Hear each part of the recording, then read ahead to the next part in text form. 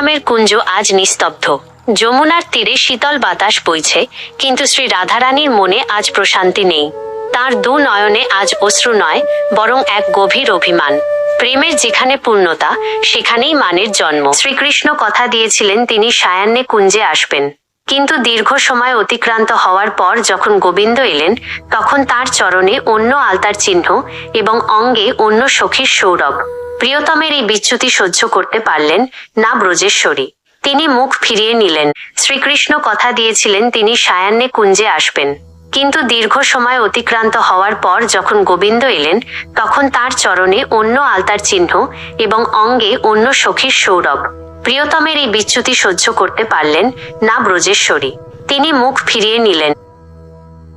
কৃষ্ণের অনুনয়, রাধারানীর এই মৌনব্রত দেখে ব্যাকুল হয়ে উঠলেন স্বয়ং ভগবান।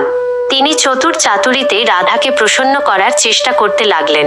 কখনো তিনি বাঁশিতে করুণ সুর তুললেন, কখনো বা সখীদের মাধ্যমে মিনতি পাঠালেন, কিন্তু রাধারানীর মান আজ হিমাচলের মতো অটল। কথা ছিল গোধূলি লগ্নে কৃষ্ণ আসবেন কুঞ্জে, কিন্তু প্রিয়তমের এই অবহেলা সইতে না পেরে রাধা আজ কুঞ্জের দ্বারে খিল দিলেন। মানভঞ্জনের শত চেষ্টা করেও যখন কৃষ্ণ বিফল হলেন, তখন তিনি নিলেন এক অদ্ভুত কৌশল। নিজেকে সাজালেন এক সুন্দরী নাপিতিনী বা সেইকা হিসেবে। হাতে নিলেন আলতার বাটি আর কাঁচের ছুরি। এই সাজে তিনি রাধিকার কুঞ্জের দ্বারে গিয়ে হাঁক দিলেন, কেউ কি আলতা পরবে গো?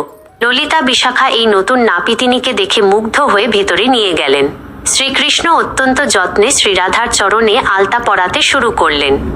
যেই না গোবিন্দ রাধিকার চরণে স্পর্শ করলেন, অমনি রাধারানীর সারা অঙ্গে এক অদ্ভুত পুলক জেগে উঠল।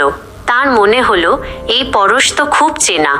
এই স্পর্শে যেন হৃদয়ের সব জ্বালা জুড়িয়ে যাচ্ছে। আলতা পরাতে পরাতে যখন নাপিতিনী বেশধারী কৃষ্ণ কথা বলতে শুরু করলেন, তখন সেই কণ্ঠস্বর আর মিষ্টি হাসি শ্রীরাধার মনে সন্দেহ জাগাল।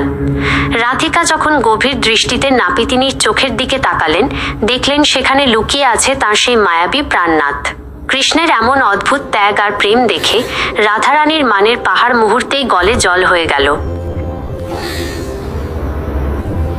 এই লীলা আমাদের শেখায় যে প্রেমের কাছে কোনো অহংকার নেই।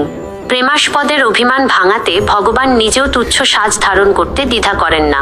শাস্ত্রে আছে, রাধা কৃষ্ণ এক তনু, দুই দেহ ধরি, অনন্য ধর্মে প্রেমে লীলা রস করি।